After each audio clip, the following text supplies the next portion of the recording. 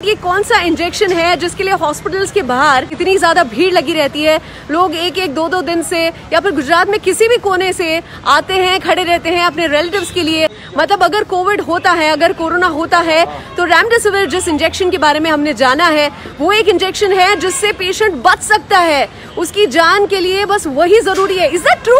मतलब रेमडेसिविर जो इंजेक्शन है उससे जुड़ी हुई सच्चाई जानने के लिए मैं पहुंची हूँ जाइडस हॉस्पिटल। बहुत सारे लोग यहाँ से ये इंजेक्शन लेकर जा रहे हैं, तो किसी एक इंसान को बुलाते हैं। Excuse me, can you join me here please?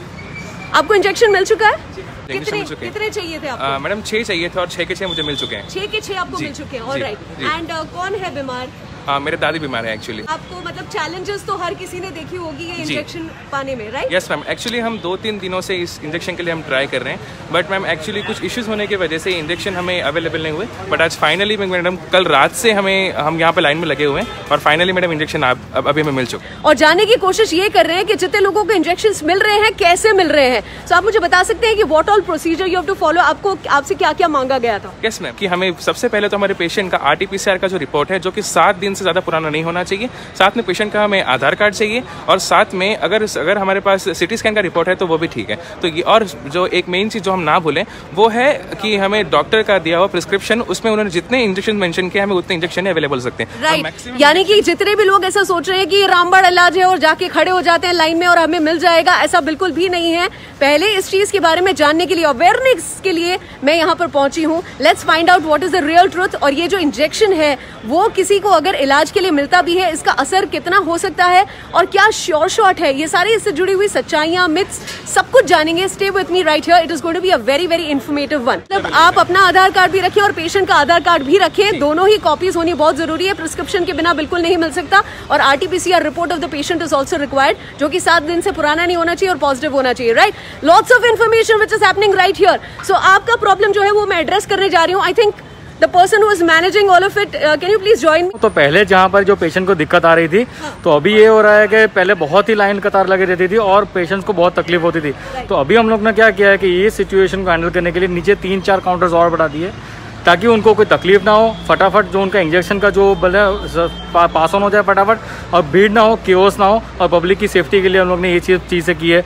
तो it will be very beneficial for patients also and for Zydus hospital. तो आप ये कह रहे हैं कि आपने काउंटर्स बढ़ा दिए, but we also expect that as being a hospital, being from the medical fraternity, आप जितने लोग हैं जिनको इसकी जरूरत है उनकी आप मदद करें और इसको बहुत सहूलियत आप बढ़ा दें, राइट? एब्सोल्युटली हम लोग सबकी सहूलियत बढ़ाने के लिए, सबको हेल्प हो। हम सर्विस इंडस्ट्री से तो हम लोगों को प्रॉपर सर्विस देना चाहते हैं और पेशेंट को कुछ तकलीफ ना हो, उनके रिलेटिव्स को तकलीफ ना हो, यही हम आशा करते हैं। तो stay safe and be safe. And I would like to now interact with 2 doctors. एक जो एडल्ट्स के लिए डॉक्टर हैं, एक जो पीडियाट्रिशियन है, दोनों ही हमारे साथ उन्होंने समय निकाला। मैंने इन्हें रिक्वेस्ट किया था और लाइव में हमारे साथ जुड़े हैं। डॉक्टर साहब अपना एक इंट्रोडक्शन दीजिए। I am doctor RC Damani, senior consultant physician. Right. Doctor साहब, ये जो रेमडेसिविर इंजेक्शंस हैं, क्या ऐसा कह सकते हैं कि ये इंजेक्शन अगर किसी भी कोविड के पेशेंट को मिल गया तो उसके बाद उसको किसी भी प्रकार की तकलीफ नहीं है, वो जी उठेगा?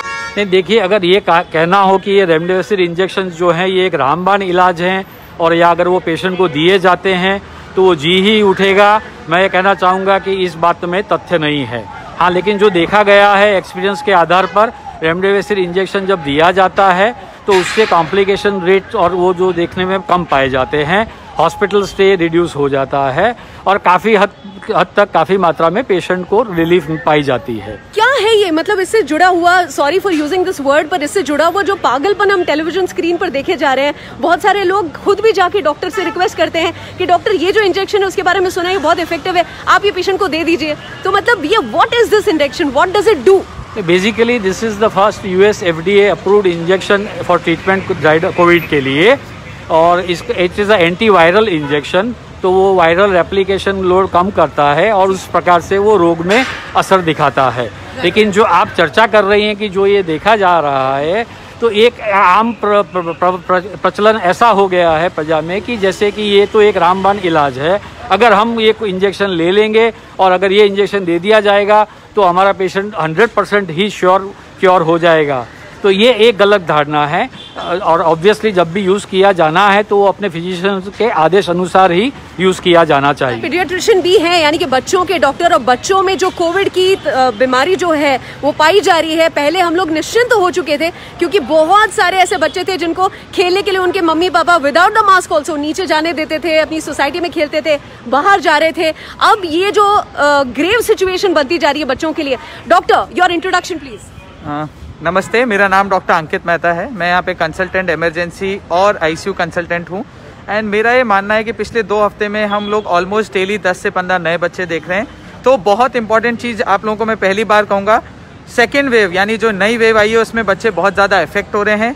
इनफैक्ट बच्चों को बहुत हाई ग्रेड फीवर रह रहा है। हमारे एक्सपीरियंस में 103, 104, 3 से 4 दिन तक भी रह रहा है। कुछ बच्चों को ब्लड टेस्ट एंड इस बार बच्चों को एडमिट भी करना पड़ रहा है। एंड इत्तेफाक से अभी अराउंड द इंडिया इस प्रकार के बच्चे बहुत अफेक्ट हो रहे हैं। एंड यंग एडल्ट्स, क्योंकि हम लोग करीब 18-20 साल तक भी देखते हैं, वो कई बार एडमिट होकर निमोनिया में जा रहे हैं एडल्ट की तरह, और लाइफ थ्रेटनिंग इलनेस में वो लोग कन्वर्ट हो रहे हैं। पहली बात जिसे हम जानने की कोशिश कर रहे थे, रेमडेसिविर इंजेक्शंस क्या वो मिलेंगे, क्या वो रामबाण इलाज है, क्या किसी को मिल जाए तो उसके बाद वो इंसान जी ही उठेगा चाहे जिस किसी सिचुएशन में हो। यहाँ पर जो भीड़ मच रही थी, लोगों को किस तरह से मिल रहा है, सहूलियत है नहीं है। एक और इम्पोर्टेंट पॉइंट मैं यहाँ पर डिस्कस कर रही हूँ क्योंकि मेरे साथ दोनों ही डॉक्टर्स हैं। They have dealt with so many patients, adults चाहे बच्चों की बात करें जो कि कोविड पॉजिटिव रह चुके हैं। डॉक्टर साहब, मुझे ये बताएं कि एक बार कोविड से बच्चा ठीक हो जाता है तो उसके बाद भी बहुत सारे कॉम्प्लिकेशंस आ सकते हैं। ये कितना ज्यादा जरूरी है, जितने माता पिता यहाँ पर देख रहे हैं, जितने to be moms and dads देख रहे हैं, क्योंकि नवजात शिशुओं में भी देखा जा रहा है। प्लीज बताएं। तो अर्चना, एक बात आपने सही कही है, कोई भी इसमें छूटा नहीं है। इवन हम लोग न्यू बॉर्न्स बच्चे जो कि पहले 28 दिन में बच्चे हैं, उनको भी कोविड हो रहा है। अब कोविड हो जाने के 2 से 3 हफ्ते बाद एक बीमारी होती है जिसे मल्टी सिस्टम इन्फ्लेमेटरी सिंड्रोम कहते हैं। पिछले साल भी अराउंड सिर्फ अहमदाबाद के अंदर में भी मोर देन 150 बच्चे ऐसे हुए थे जिनको कोरोना के बाद बहुत तेज बुखार, पेट में दर्द, शरीर में दाने, शरीर सूज जाना और दिल के ऊपर अफेक्ट होना एंड कई बार उनकी जान भी चले जाना। और ये बीमारी यूके के अंदर यानी यूनाइटेड किंगडम में भी जब सेकेंड वेव में आई थी तो इतनी ज़्यादा हुई थी कि पूरे हॉस्पिटल्स बच्चों से भर गए थे। तो अभी बहुत कॉशियस रहिए। और पोस्ट कोरोना सिंड्रोम बच्चों में होता है एंड बी एक्सट्रीमली केयरफुल। अगले 3 हफ्ते से 4 हफ्ते में ये बीमारी अहमदाबाद में चालू हो सकती है। पीछे से हमने पेरेंट्स को जाते हुए देखा, उनके चेहरे पर स्पेशली मदर की आंखों में जो चिंता थी वो हम समझ सकते हैं। Kindly please take care of yourself and of the newborns. आपके घर पे जितने बच्चे हैं, बूढ़े, उनका ध्यान ज्यादा रखना जरूरी है। डॉक्टर साहब, I would like to ask you, ये जो वैक्सीन से जुड़े हुए जो मिथ्स हैं उसको आप क्लैरिफाई कर दीजिए। क्या वैक्सीन लेने से कोविड हो जाता है, क्या हो रहा है? नहीं, ये जो धारणा है पब्लिक में कि वैक्सीन लेने से हमको कोविड हुआ है, ये बिल्कुल गलत है। वैक्सीनेशन सबको ही लेना चाहिए। वैक्सीनेशन के डोज लेने के बाद ये निश्चिंत नहीं होना है सबको कि हमको कोविड नहीं हो सकता है, क्योंकि वैक्सीनेशन के बाद उसका भी उन्होंने एक प्रमाण बताया है कि इतने प्रमाण तक वो प्रोटेक्शन दे सकता है। सो सबसे बड़ी जो बात है कि सबको हमको सतर्क सदैव रहना है। इसके संदर्भ में अर्चना मैं हमेशा कहता हूँ कि there is no vaccine for stupidity. इसलिए आपको हमको सबको सतर्क रहना ही है और we have to follow the COVID appropriate behaviour. Social distancing maintain करना है, मास्क पहनना है और जहां तक हो सके बाहर नहीं निकलना है। रेगुलर नियमित अपने हाथ धोते रहना है। अगर आपके पास कोई भी फॉरवर्ड आता है जहां तक वो CDC की वेबसाइट पे से नहीं है या फिर WHO की वेबसाइट पे से नहीं है, मुझे लगता है जिस किसी इंसान ने आप तक पहुंचाया उसको पूछने की जरूरत है कि तुझे ये कहां से मिला है। Let's find out the source, क्योंकि बहुत सारी अफवाहें इंक्लूडिंग कि हमारे शहर के अंदर लॉकडाउन आ चुका है, अभी फिलहाल नहीं आया है। जो सच है उसी पर विश्वास करें और अफवाहें फैलाना बंद करें। बिल्कुल। Is there a message that you would like to give to the parents, doctor? Because आप एक बहुत ही सेंसिटिव एज ग्रुप के साथ आप डील करते हैं, जैसे बुजुर्गों के साथ होता है बिल्कुल वैसे ही बच्चों के साथ। What are the myths that you would really like to focus on? मैं 5 की मैसेजेस देना चाहूंगा। पहली बात है, बच्चे अफेक्ट हो रहे हैं। दूसरा, इस बार रिवर्स ट्रेंड हो रहा है, बच्चे पहले अफेक्ट हो रहे हैं और उसके बाद एडल्ट अफेक्ट हो रहे हैं। तो जब मैं टेस्ट करने बोलता हूँ तो बोलते हैं हम कॉन्टैक्ट में नहीं आए। यहाँ पे कम्युनिटी ट्रांसमिशन हो चुका है। अब आपको टेस्ट कराना ही है, डॉक्टर बोल रहा है, तो आप ये मत बोलिए टेस्ट कराना है नहीं कराना है, ऐसा नहीं होता है। तीसरा सबसे इंपॉर्टेंट पार्ट, हेडेक, बॉडी एक और लो ग्रेड फीवर के साथ बहुत सारे बच्चे कोरोना पॉजिटिव हो रहे हैं। एंड चौथा सबसे इंपॉर्टेंट पार्ट है, अगर बच्चे को 4 दिन से ज़्यादा बुखार चल रहा है और अगर वो ठीक नहीं है मेहरबानी करके आप डॉक्टर से क्लिनिकल एग्जामिनेशन करवाइए, टेस्ट करवाइए। शायद इस बार कोरोना में उन्हें एडमिट करने की जरूरत भी पड़ सकती है। Already we are dealing with kids जहाँ पे हमें उन्हें एडमिट करना पड़ रहा है। Thank you so much for your time doctor. मुझे लगता है कि हैट्स ऑफ, आप जिस प्रकार से काम कर रहे हैं, हर बार मेडिकल फ्रेटर्निटी उसमें कूद के अपनी जान लगा के काम करती आ रही है, तो आपके लिए दिल से तालियां तो बजती ही हैं।